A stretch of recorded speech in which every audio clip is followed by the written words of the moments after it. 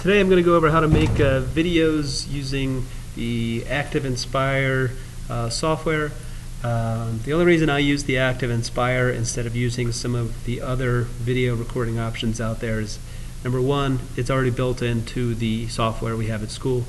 Number two, it's incredibly easy to use. Well, when you have something that's incredibly easy to use, there are a whole number of drawbacks. The first drawback being you can't do anything fancy with it. You can't do any editing, you can't do any fades, you can't do anything fancy. You could create your video inside this software and then edit it with somebody else, but you can't edit it in here. In fact, just a minute ago I was recording, made a mistake, and I am now recording a brand new video from scratch because of that mistake. Maybe if I was better at editing in one of the other programs, I wouldn't need to have thrown it away. But right now I'm basically recording over top of something I've already recorded, which is incredibly frustrating. So the first thing though you need to do is, of course, open ActiveInspire. So if you have a laptop, find ActiveInspire and open it up. Feel free at any moment to pause the video if you can't find anything. You always have the option to pause. The next thing you do after you've opened ActiveInspire is you have your flip chart already ready to go. You have whatever your presentation is, whatever you're going to do. Me, I will often record answers to homework problems and then post them on my YouTube channel. More on that in a minute. This is incredibly useful when kids are absent. I had a student just 3 weeks ago, break her arm, and she missed 2 weeks of school because the break was that extreme. She was watching my videos at home, and the videos that I make are pretty simple. I don't do anything fancy. I just hit record as I'm going to go over homework, or I hit record as I'm going to go over a new topic, and I just record what I'm saying in class. Yes, I do end up recording a lot of those faux pas we all make from time to time in class, but it ends up being for a more authentic experience for the student at home. So I've already got open what I'm going to record. I am recording this exciting little list here. I don't have anything else set up here because I don't need to. Every one of you would have your own thing to record.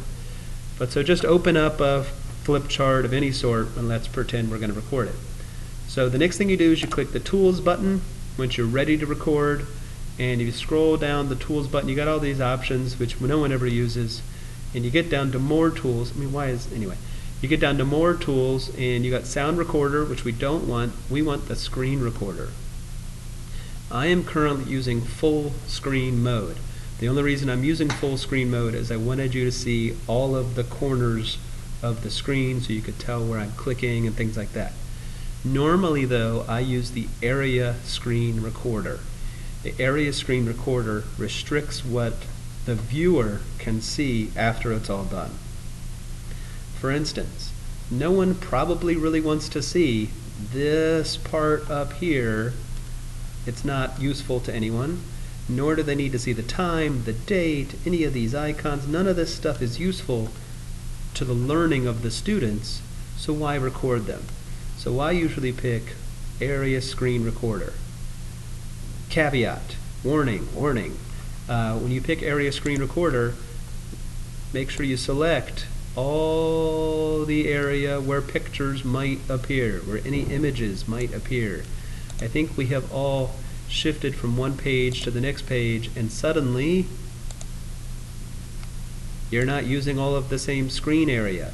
So if I had selected the entire screen, it wouldn't matter that now I'm super zoomed in and later on when I scroll down. But if I had only selected this area here, anything in the blue area wouldn't be showing up during my recording. So again, if you select Screen Recorder, Area Screen Recorder, make sure you pick the full area. Now that you've picked the recording tool and maybe you've selected an area to be recorded, this is going to pop up. And this is your standard stop, record, play, pause, you need to click record. Don't worry about actually recording. Once you click record, it's going to ask you a question. And the question is, what type of file do you want to call this? What do you want to call this? I'm currently calling this video like how to record. It's a very complicated naming structure. I usually name them very obvious things like Chapter 12 Homework 2016. Things like that. Very simple names. Of course, the other thing when you create a file is you need to carefully save it. You need to know where you are saving it. Now that we have our own laptops that are highly functional, I tend to save things to the desktop when I'm still working on them, and then I move it to a flash drive later on. I don't ever record onto a flash drive. I don't ever save the initial file onto a flash drive or onto OneDrive, just because if I lose connection for even a fraction of a second during that recording, the whole video was wasted. And I've had that happen. So I almost always record my videos to the desktop of that laptop I'm using, and then when I'm all done, I move it to one of those other places so I'm not eating up hard drive space here at the school or on my laptop. The next step is once you've named it and you hit return, it's going to start to record. And you can tell it's recording because the red and blue dot is flashing back and forth. That's a sign that it's recording. I almost always shift this thing right off the screen. I don't need my ADHD students any more distracted than they already are, so I shift that red and blue dot off the screen. This is a fully functional little thing here. I'm going to pause. Okay, well, you didn't see that I just paused because I paused. I paused the recording for about 30 seconds there. I took a drink of water, chewed some gum, threw some erasers across the room, and no one saw those things happen because they were paused. I often use the pause in class. Kids will ask questions, maybe somebody comes to the door, I'll pause my video right there, and when I hit pause, it stops recording for a second. I don't ever want to hit stop though. Once I hit stop, I am done with the video. Stop equals done. Pause is just that, a pause in the recording. When it's time to come back,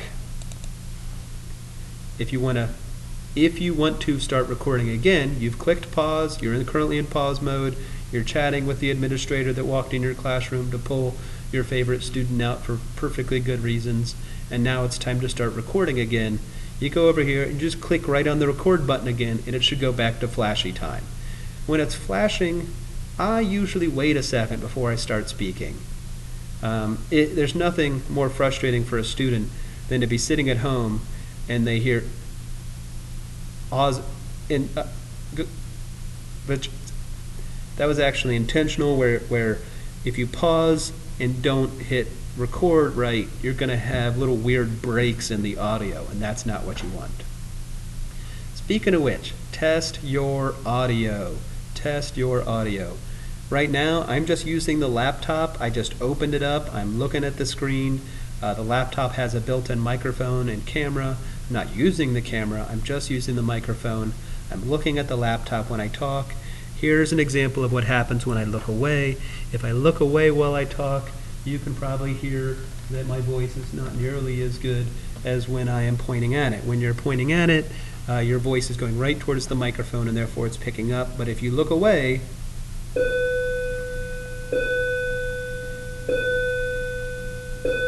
yep, that's right, it's bell change time. I'm going to pause for a minute. Okay, so accidents happen. That was definitely a great example. I was sitting there recording my video and the bell rang. You heard that. I paused the video. There was a class coming into my classroom that was not mine, so I had to pack up and move and walk away. Here's another great example of why it's best to be saving to your desktop, because as I walk around the building, my desktop is walking with me in my laptop. If I had been using OneDrive or any sort of web-based saving, it would have all fallen apart. But right now it's still recording. It's working just fine. So I think I was about to say test your audio. I'm, like I said, just using the microphone in the laptop right now. There are plenty of great wireless microphones out there. I don't have any. I have a really bad wireless microphone. Sometimes when I'm recording videos in my class, I plug in my wireless microphone and I walk around with this wireless mic hanging off my head, and I talk to kids and get kids to ask me questions, and I record the questions. But before I do any of that, I test my audio. What do I mean by test my audio? It's kind of difficult to test your audio without making a video. So here's what I want you to do. I want you to, you've gone to Tools, you have clicked More Tools, Screen Recorder, you've recorded, you started recording, you created a file name, and then it's recording. And then I usually record the following: test, test, test, 1, 2, 3, or something inane. I do that right in front of the class, and then I click stop. So go ahead and click stop. When you click stop, you'll see that it's now converting that all together into one video. Now is a perfect time to test whether or not your video worked, and then you click play. When you click play, it is going to bring up the video you just recorded. And the video you just recorded is 4 seconds long.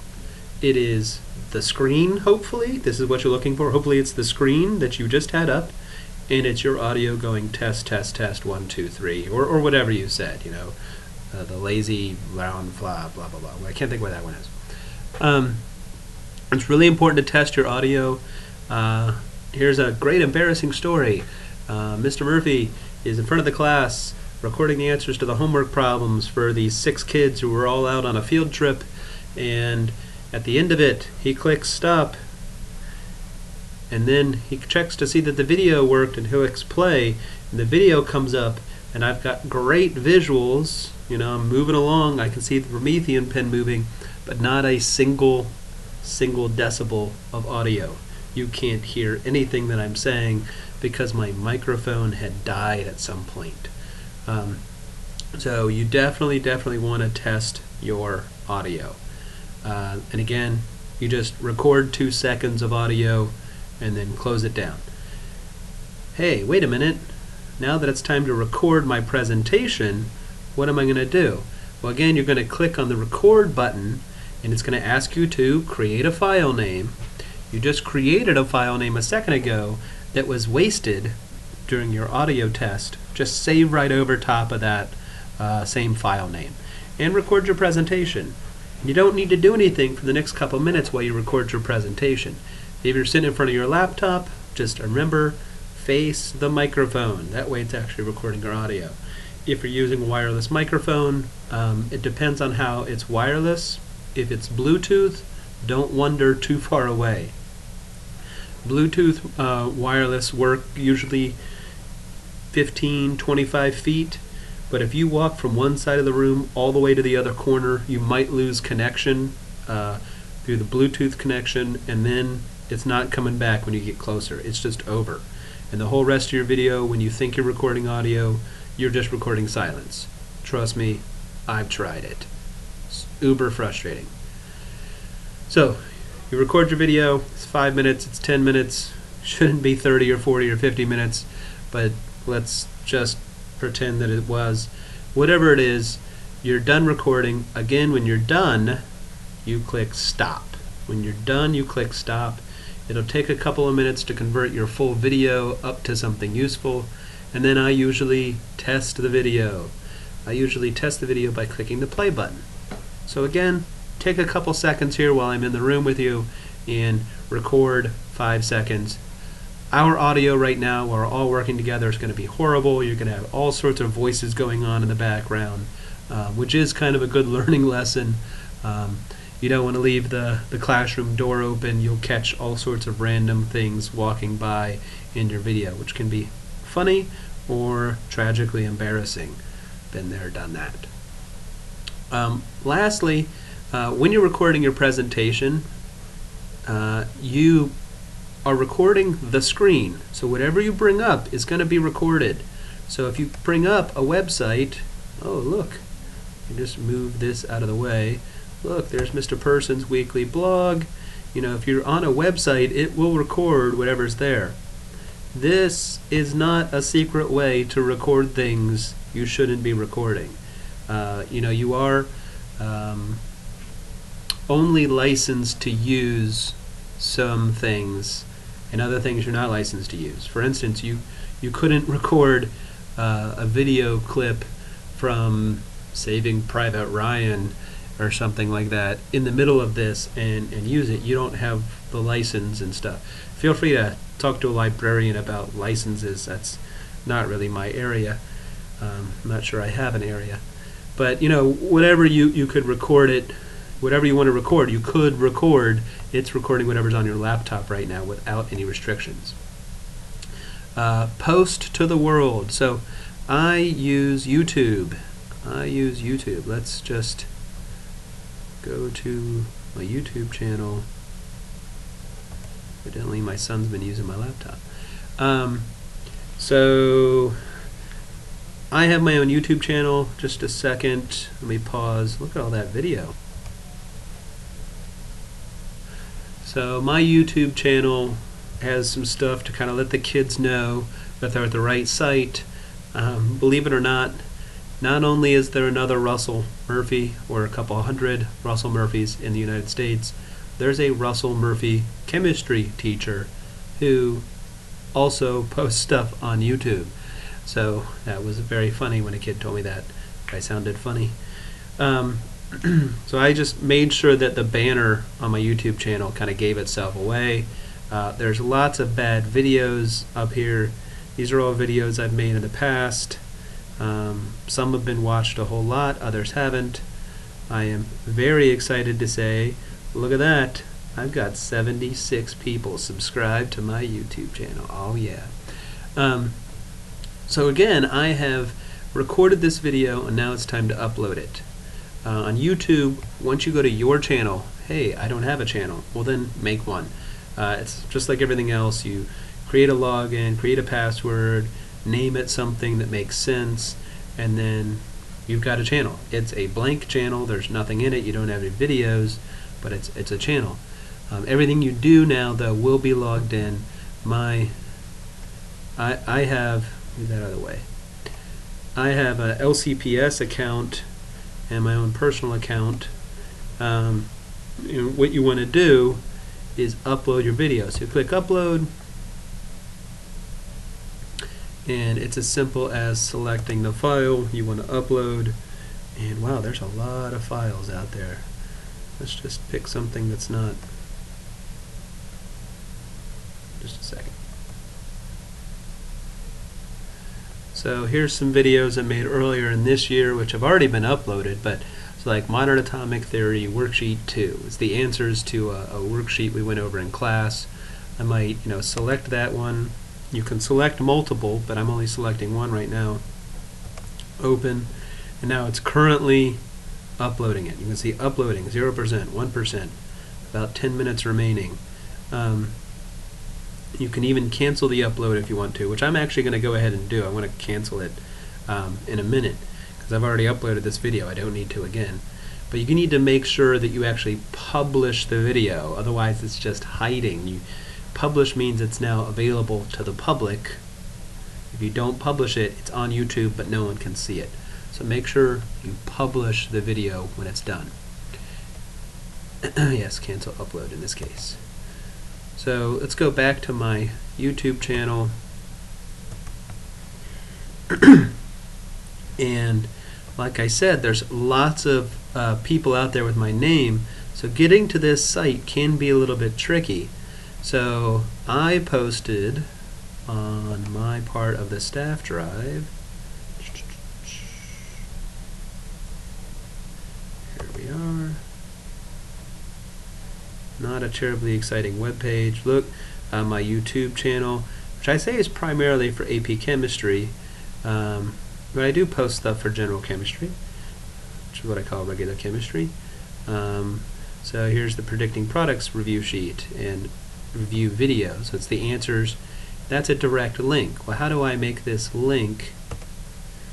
Every video, ooh, that's going to be frightening. You don't want to hear that. Every video has a share function here. You can either copy the URL right out of there and put it on your website, or you can get this, which is probably the best way to do it. This URL is not quite as complicated as the URL up here. And you can post it to your website. If you don't know how to post it to the website, how to create web links and stuff, that's a whole nother thing. But you can see I've got lots of YouTube videos here. I have ones on naming, modern atomic theory, which is the video I just tried to upload a second ago. Lots and lots of stuff. They're all pretty focused on chemistry. I don't ever take these videos down, so I tell kids if they miss a day of notes, if they miss me going over something, they can go back and watch it. And the student who was absent the other day, she needed to watch the video on solutions, and I posted this video last year. I told her it was out there. She went and found it. She watched the video. She comes into class after being gone for 2 weeks, and she already knows what's going on, which is a way better scenario than the opposite, where you have to go over everything you did in the notes. So I think I've covered everything I wanted to. Yep, post your link on your CMS page. Trial and error, play around with it, just like everything else in teaching. You're going to learn a lot just by doing. You're going to make mistakes. Don't get too frustrated. Ask for help. I can give you some hints. I've already said a couple of things there, though. The big ones: test your audio before you go to post. Test your video. On several occasions, I've made a video in first period that didn't work, and then when my second period chemistry class rolled around, I made it again, and that time it worked. One other funny thing, though, this is hilarious. When you're creating a video in front of your class, quite often their behaviors completely change. Kids that are obnoxious, not that anyone is ever obnoxious, but say a student has a unique attitude in your class, sometimes that attitude drastically changes when they think you're recording. They don't want the evidence recorded.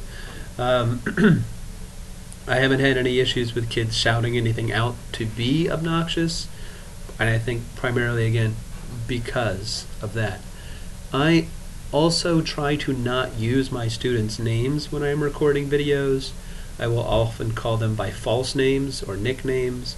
I just am a little wary of people's privacy. You could, after doing all of this making of the video, edit it. Active Studio doesn't have anything good for that, though. You would probably, if you wanted to edit it, the school has Microsoft Movie Maker.